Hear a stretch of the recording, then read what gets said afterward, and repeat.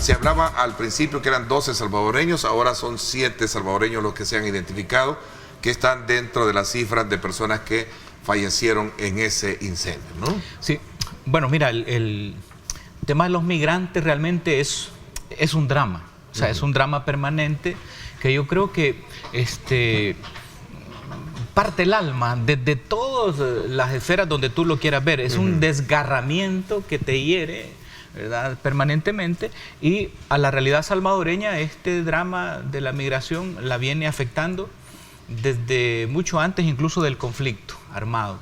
La política migratoria de México ha sido una política de mucha solidaridad con los pueblos de América Latina, sobre todo cuando las dictaduras militares existían y habían cantidad, digamos, de migrantes, exilio político, y ahora que se ha dado este exilio o digamos, migración social, México ha estado abierto. Porque migrar es un derecho y es un derecho humano reconocido. Creo que esto es un fracaso del tema del tercer país seguro, ¿verdad? Cómo se ha sobrepoblado también Juárez en virtud de toda esta situación, todos los migrantes que vienen huyendo desde Venezuela y en general de todos los países, pero bastante lamentable, especialmente la situación en la que vemos a las autoridades hacerse como si no eran humanos los que estaban adentro, al interior de un lugar que se estaba incendiando, y ni siquiera es molestarse en preguntarse, ¿abrimos, no abrimos, qué hacemos?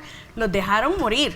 Hay personas que ya están siendo investigadas, que ya fueron detenidas a raíz de este incendio, pero sí me parece que es un fracaso de esta política, en donde incluso aunque la administración actual en Estados Unidos prometió ser diferente en relación al trato con los migrantes, pues lo que ha hecho en realidad es incluso agravar más la situación.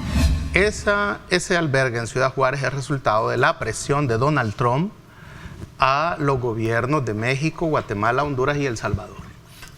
Eso hay que decirlo claro.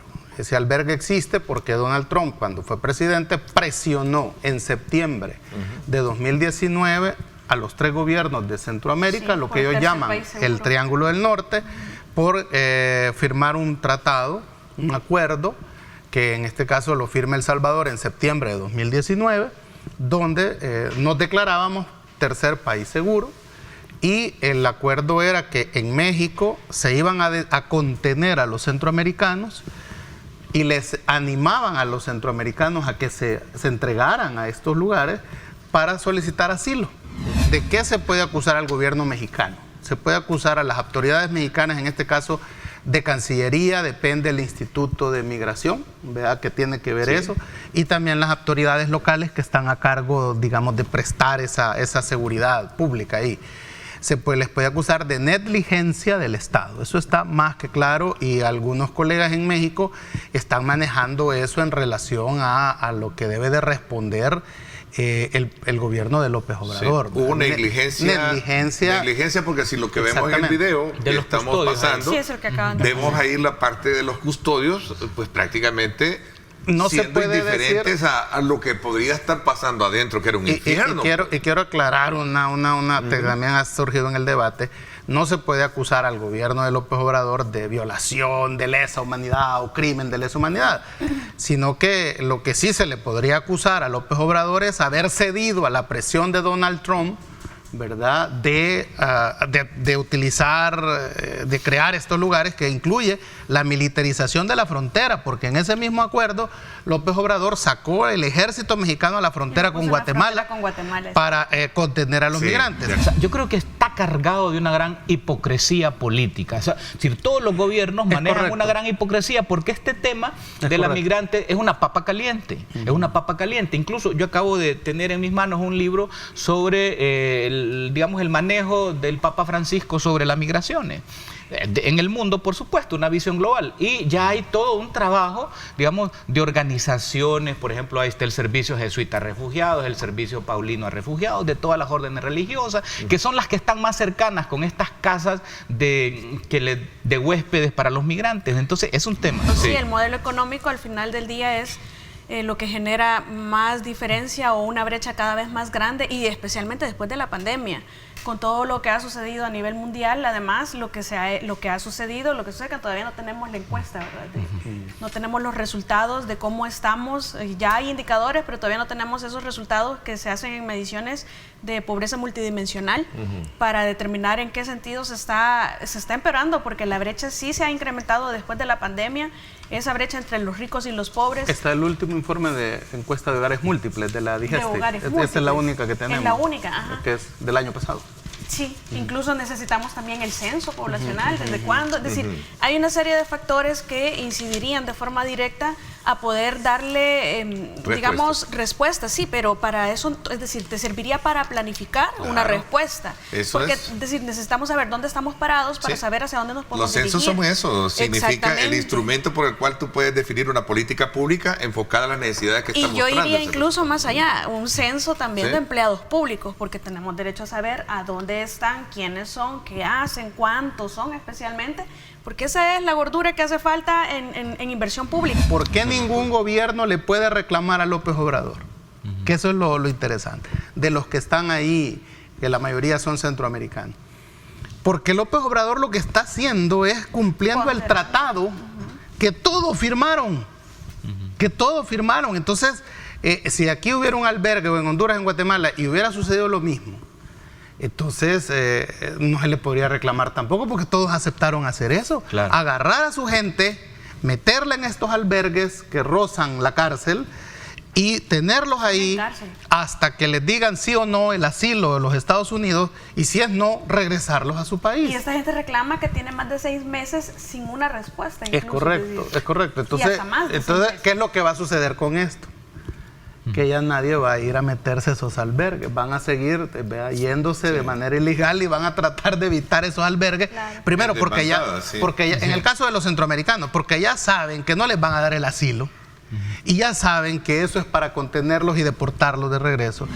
El mismo López Obrador le ha planteado a Estados Unidos que para contener la migración de Centroamérica se necesita un plan Marshall, y ha hablado de la cifra de $500 mil millones para invertirlos en Centroamérica, para que la gente no se quiera ir para Estados Unidos, porque hay fuentes de trabajo, hay polos de desarrollo, y en ese sentido El Salvador debería de plantearse, además de la capital, tener otra capital dentro de El Salvador, o otra ciudad pues dentro, con el mismo nivel de San Salvador de desarrollo, para que haya y se distribuya esta migración, y mejor opten por irse al oriente, se queden otros en San Salvador, pero que no sea la primera opción irse del país. Pero prefieren financiar guerra. Pero ese es el, por ejemplo, y además ese es un error de concepción, Marvin, porque estar pensando y concibiendo que la solución va a venir de arriba, manden miles de millones. No, hombre, aquí hay que crear modelos más solidarios,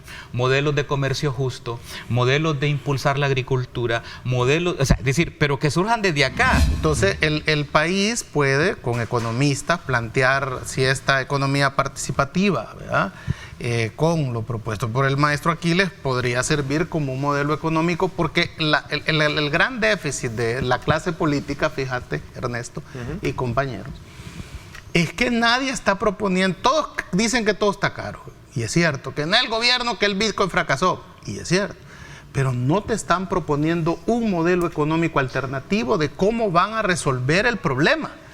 O sea, que la izquierda tiene, digamos, en este sentido, que plantearnos un nuevo modelo. Sí.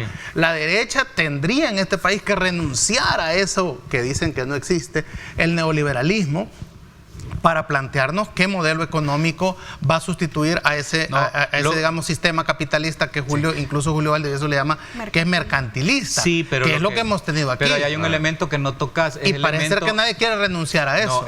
No tocas un elemento que es un sujeto en toda esta relación económica, que son las élites económicas oligárquicas. Claro. Que mira, se han quedado calladitas porque están haciendo negocios. El expresidente Donald Trump fue imputado por la Fiscalía neoyorquina por un pago para comprar el silencio de una actriz. Bueno, lo que está pasando es en realidad lo que se critica hacia afuera, pero ahora está sucediendo adentro. Se está apartando a un contendiente electoral muy fuerte. Evidentemente los demócratas no están de acuerdo o sienten temor por lo que representaba Trump. Incluso el mismo DeSantis es el que hace la crítica hacia adentro, que qué terrible es que en Estados Unidos se estén con situaciones antiestadounidenses, lo enuncia él, utilizando la justicia para persecución política. Ahora, que eso sea o no sea, lo cierto es que es un candidato presidencial fuerte, incluso va contra DeSantis, pero me parece muy interesante que dentro de mismo de Estados Unidos ya hayan políticos que tengan el valor de criticar la utilización del derecho, de la justicia, de todo el sistema, para apartar a los contendientes. ¿Qué hay detrás de todo esto? Coartarle a él su candidatura. Obviamente con este proceso abierto él no puede participar, entendería yo. Sí, puede. Hasta que no esté juzgado, no puede. Porque ahora según sí, las leyes. A ver, concluye para que entre. Mira, lo que pasa es que, mira, desde mi punto de vista, para tratar de explicar lo que está sucediendo con Trump, hay que entender un elemento bien importante que casi no se habla. En Estados Unidos se habla mucho del famoso estado profundo, ¿verdad? Steve Date, que lo que está de fondo es una gran, digamos, grupo de grandes familias multimillonarias. Aquí se hablan de dos familias, ¿verdad? Los Rothschild y los Rockefeller, que ellos estarían detrás de ese gran en realidad son 5. Sí, pero digamos las grandes familias, digamos, y que estarían ellos controlando los hilos del poder político de Estados Unidos. Y que cuando llega Donald Trump, él irrumpe en ese modelo del Estado profundo y que él intenta romper, digamos, los diques de ese Estado profundo. El tuit del presidente es cierto. El objetivo del juicio es bloquear su candidatura presidencial. Eso lo pongas como lo pongas. O sea, vamos a ver, para mí Trump no debería de volver a ser presidente de los Estados Unidos. Pero ese ya es otro criterio. Para mí, por eso dije, para mí, una persona que nos llamó shithole no debería de volver a ser presidente de Estados Unidos. Eso y que hay gente aquí que lo defienda, yo no lo puedo entender. Yo soy latinoamericano y él pertenece a ese movimiento que es el WASP, que es blanco, anglosajón y protestante, que es el supremacismo blanco estadounidense, que solo el que es blanco, anglosajón y protestante es estadounidense. Casi cayendo allá donde los radicales. Hay fotos del Ku Klux Klan. Entonces, dicho eso, no quise decir, pero casi cayendo. Dicho eso, que no es santo de mi devoción, está claro que ese juicio es para bloquearle su candidatura presidencial. Y no solo son los demócratas, es que son también un grupo de los republicanos, porque Donald Trump se vende como un outsider y cuando es presidente, su presidencia fue atropellada. Una nueva encuesta que se dio a conocer esta semana, por cierto, por parte de, ¿cómo se llama? La Fundaungo, ¿verdad? Habla importante, sí, y el Yudop también. Fueron dos, sí. Sí, arroja bastantes datos importantes, Me llama la atención la forma en la que se estructuró bueno, dos cosas. Uno, sí me parece muy grave, que con esto sí quiero comenzar, el hecho de que la gente no entienda qué es democracia, no sepa qué es justicia, no sepa qué es Estado de Derecho, qué son los derechos humanos. Esto nos da como un indicador hacia dónde necesitamos nosotros comenzar a mejorar el asunto, porque ciudadanos que entiendan mejor sus derechos los exigen con más fuerza, y eso lo hemos visto en países de primer mundo, y si realmente queremos convertirnos en uno, tenemos que comenzar por ello. Pero la manera no es yéndole a decir a la gente esto está bien, esto está mal, porque entonces lo que querés es exigir que la gente piense como vos. Si lo que pretendemos es educar a la ciudadanía, hay que ir a las bases, hay que ir a donde están en las comunidades más sencillas, donde están los más pobres, y tratar de ver en qué se les ayuda a generar condiciones para que puedan asimilar este tipo de conceptos, que evidentemente esto sí, no es como la seguridad que no se come, es decir, la gente no le interesa esto en este momento, es preocupante, por supuesto que es gravísimo. Que existe, ¿verdad? Un instrumento, protocolo en esto de las encuestas, que parte de una hipótesis, y el plantearse una hipótesis no es ningún sesgo, es decir, tú te planteas una hipótesis y la vas a ir a confirmar o no confirmar en el desarrollo de la investigación. Ese es un parte, digamos, dentro del ejercicio académico. Pero lo grave de esta encuesta, para mi punto de vista, es los resultados te arrojan que hay una completa ignorancia sobre temas, digamos, derechos humanos, leyes, funcionamiento del Estado, etcétera. Entonces, ¿qué hacer ante una realidad que te abofetea, digamos, de tal manera que te explica los niveles en cómo está la sociedad salvadoreña. No es porque yo sea un iluminado, sino que es porque cuando hablas con la gente y vas al territorio... Illuminati. Sí, te das cuenta que es lo que la gente dice. Entonces lo que uno debe de hacer de alguna manera en estas plataformas mediáticas es recoger el sentimiento de la gente, ¿no? Dejar que la gente hable, ¿verdad? Y escucharla y transmitirla aquí. Sí, la gente está de acuerdo con el estado de excepción porque ha sentido que eso ha contenido a las pandillas y eso lo hemos dicho que está bien. Pero a la par, si tú te acuerdas, hemos dicho que esto no autoriza ni faculta a nadie a violar los derechos humanos.